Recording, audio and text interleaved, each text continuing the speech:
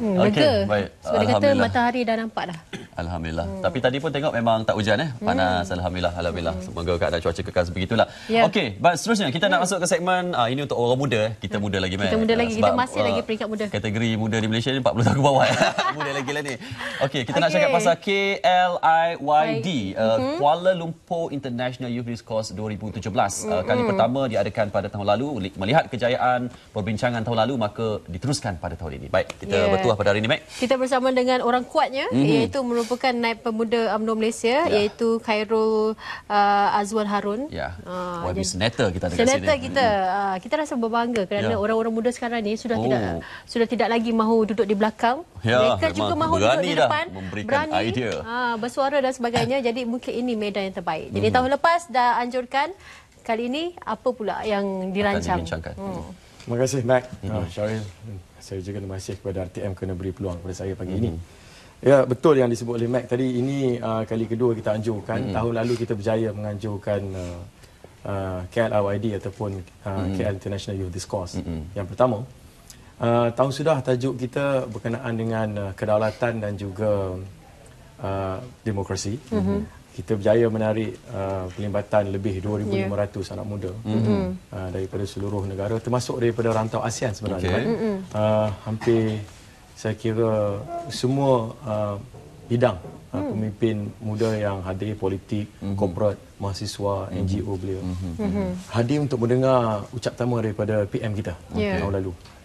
Alhamdulillah. Jadi apabila kita melihat kejayaan tahun lalu, maka kita menganjurkan kali kedua pada tahun ini yang akan berlangsung pada 3 Disember 2017, hari Ahad ini, di PWTC, tempat sama, di Dewan Merdeka, yang mana kita bertuah sekali lagi akan didatangi oleh Yang Amat Berhormat Perdana Menteri untuk menyampaikan ucap tama sekali lagi. Tajuk tahun ini, Syaril, adalah Total Security, ataupun tajuk sebenarnya Embracing Total Security, Why It Matters.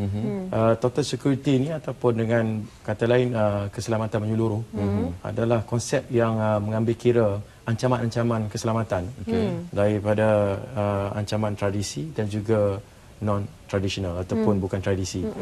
Kalau kita sebut ancaman tradisi ini, ianya berbentuk militan, combatant, armed, dan juga state actors. Kita dapat lihat kalau sebelum ni berlaku konflik antara negara, ketenteraan, itu merupakan ancaman tradisi. Tapi hari ini sebenarnya negara dan generasi anak muda, generasi masa hadapan ni berhadapan juga dengan ancaman bukan tradisi, Syaril. Di mana kita melihat isu-isu seperti keselamatan makanan, keselamatan tenaga, cyber security, keselamatan kerjaya, dan juga perubahan iklim, climate change. Ini semua anak muda amat prihatin dan mendapat tempat di, saya kira, perbincangan dan juga perdebatan serta pencabahan minda di kalangan anak muda. Maka tajuk yang kita pilih itu mengambil kira dua ancaman ini. Dan Alhamdulillah kali ini apabila PM hadir, beliau akan menyampaikan ucap tama hala tuju masa hadapan, dan anak muda akan berpeluang untuk mendengar daripada PM sendiri. Cuma YB, kalau kita tengok visual, ini yang kejayaan pada edisi lalu Ya, pada tahun lalu. Ramai betul datang tapi yang ini tajuk-tajuk kita pilih ni, tema-tema ni adalah untuk kali inilah. Keselamatan menyeluruh ni kita juga ambil kira hubungan antara kaum. Kerana kita nak lihat negara dan rakyat mampu untuk terus hidup dalam keadaan harmoni, dalam keadaan yang stabil dari segi keselamatan dan juga ekonomi. Maka sebab itu saya kira hari ini platform yang kita sediakan adalah untuk anak muda berinteraksi dengan pemimpin-pemimpin negara yang utama. Saya suka nak maklumkan pada kali ini Yang Berhormat Menteri Pertahanan Datuk Seri Syamsuddin Tun Hussein juga akan menyampaikan ucap tama menterinya. Dan kita jemput juga Menteri Besar Perak Datuk Seri Dr. Zamri Berkadir, seorang saya kira pemimpin dan juga cendekiawan yang boleh berkongsi pendapat dan pandangan beliau dalam konteks ancaman bukan tradisi. Dan penutupan akan dibuat oleh Yang Berhormat Saudara Khairi Jamaluddin, Menteri Belia dan Sukan kita. Tapi kita juga mengisikan dalam tentatif program, kita jemput ahli-ahli panel luar negara. Kita ada Dr. Dino Patijalal daripada Indonesia, bekas Duta Indonesia ke Amerika Syarikat dan bekas Menteri Luar Indonesia. Dan seorang lagi Dr. Sashi Jayakumar daripada Rajaratnam School di Singapura, dan juga Dr. Alex Allison daripada USA. Ini semua pakar-pakar yang mempunyai, saya kira, pengalaman yang luas dan juga memang hebat, diiktiraf di peringkat dunia untuk hadir bagi bertukar pandangan dengan ahli panel tempatan. Kita juga ahli panel tempatan yang kita jemput adalah Dr. Edin Khoo, anak kepada Profesor Dr. Khoo Kay Kim sendiri. Dr. Edin ni seorang saya kira pakar jugalah dalam hubungan antara kaum dalam negara. Dan seorang lagi Dr. Hezri Adnan, seorang konsultan, pakar runding dalam isu-isu climate change yang ada dalam rantau, dan dia juga merupakan ahli kepada salah sebuah panel di Pertubuhan Bangsa-Bangsa Bersatu. Jadi saya suka kerana tahun ini tajuk yang kita pilih ini setelah kita buat polling, kita mendapati topik ini dapat menarik minat ramai. Permintaan beliau sendiri. Ya, apabila kita buat melalui social media polling kita dapat lihat memang topik ini senantiasa disebut oleh anak-anak muda. Sebab tu kita pilih tajuk ini dan ianya dipersetujui oleh Yang Amat Berhormat Perdana Menteri sendiri. Baik.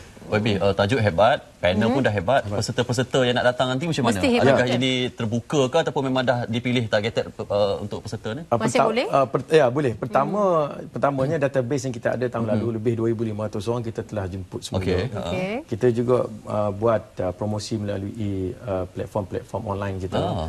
Kita ada portal kita, website kita sendiri iaitu www.klyd.com,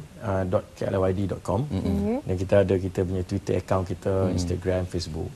Dan saya nak nyatakan di sini Yang Berhormat Menteri Komunikasi dan Multimedia Datuk Seri Muhammad Saleh Sekrok sebenarnya telah membuat majlis prapelancaran pada 8 November yang lalu. Tahun sudah pun dia buat juga. Tahun sini Datuk Seri Saleh Sekrok sekali lagi buat prapelancaran, dan beliau merupakan penasihat kepada KLIYD. Jadi saya berterima kasih dengan bimbingan daripada Datuk Seri Saleh Sekrok sendiri. Sebab Dewan Merdeka luas juga, Bek. Jadi kita boleh penuhkan Dewan Merdeka. Tahun sudah kita buat di Dewan bawah, Dewan kecil sikit. Ini kita naik taraf lah kita ke Dewan Merdeka. Jadi tahun ni mungkin saya percaya sekali lagi akan kita mensasarkan lebih 2,500 orang, maka saya yakin dengan Dewan Besar itu boleh memuatkan lebih daripada tahun sudah. Resolusinya kelak bagaimana? Apakah yang akan dilakukan dengan mengangkat perkara-perkara yang dibincangkan melalui forum ini nanti? Apa yang akan berlaku? Tahun lalu hasil daripada perbincangan banyak juga perkara-perkara dan cadangan yang kita angkat kepada menteri-menteri yang berkenaan, kepada Yang Berhormat Saudara Khairi, kepada Yang Berhormat Timbalan Perdana Menteri sendiri yang bertanggungjawab dengan keselamatan dalam negara. Tahun sudah topik kedaulatan dan juga demokrasi itu juga begitu menarik. Maka kita telah mencadangkan beberapa perkara dan kita dapat lihat sejak 1 tahun yang lalu apabila kita menganjurkan dialog-dialog TN50 sama ada oleh Yang Amat Berhormat Perdana Menteri sendiri ataupun pemimpin-pemimpin politik pemuda, kebanyakannya juga menyentuh mengenai isu-isu kedaulatan dan juga demokrasi yang kita bincang pada KLYD tahun lalu. Dan banyak tanya saya, Syaril, dia kata apa beza TN50 dengan KLYD? Sebenarnya saya nak nyatakan di sini, KLYD ini melengkapi juga, menjadi pelengkap kepada dialog TN50. Dalam dialog TN50 kita berbincang berbagai perkara, isu masa hadapan, kerjaya, keselamatan, kos hidup, macam-macam. Tapi dengan KLYD ni kita punya pengkhususan. Kita bercakap soal keselamatan dalam erti kata sebenar. Kita tengok isu-isu ancaman, kita tengok isu-isu kesiapsiagaan kita dan juga cabaran-cabaran masa hadapan yang kita belum lihat dalam dengan mata kita sendiri dalam negara kita. Jadi kita kena projek perkara-perkara ini supaya dasar-dasar yang dibuat pada hari ini akan boleh diguna pakai pada masa hadapan. Alhamdulillah. Okey, insya-Allah terima kasih banyak YB. Sekali lagi kita maklumkan tarikhnya kalau kita nak jemput ramai-ramai. Tarikh sekali lagi. Saya menjemput lebih ramai peserta yang terdiri daripada generasi muda, pemimpin muda daripada pelbagai bidang untuk hadir bersama-sama dengan kita semua mendengar ucap tama daripada Yang Berhormat Perdana Menteri dan juga ahli-ahli panel serta VIP telah kita jemput pada 3 Disember. 3 Disember. Hari Ahad ini bermula jam 8.30 pagi sehingga jam 5.30 petang. Yang Amat Berhormat Perdana Menteri akan tiba pada jam 11.30 pagi untuk menyampaikan ucapan pertama beliau. Alhamdulillah, insya-Allah. Saya jemput semualah anak muda. Insya-Allah anak muda kita sahut cabaran. Jangan hebat di media sosial saja, kena ikuti program-program sebegini. Ya. Baik, itu semangat yang kita bahukan. Jadi diharapkan semoga nanti berjalan lancar lah. Amin, insya-Allah. Terima kasih banyak YB Senator bersama kami hari ini. YB Senator ni dia busy sikit. Lepas 3 tu diteruskan bersama dengan UMNO pula. UMNO memang straight set. Benar. Okey.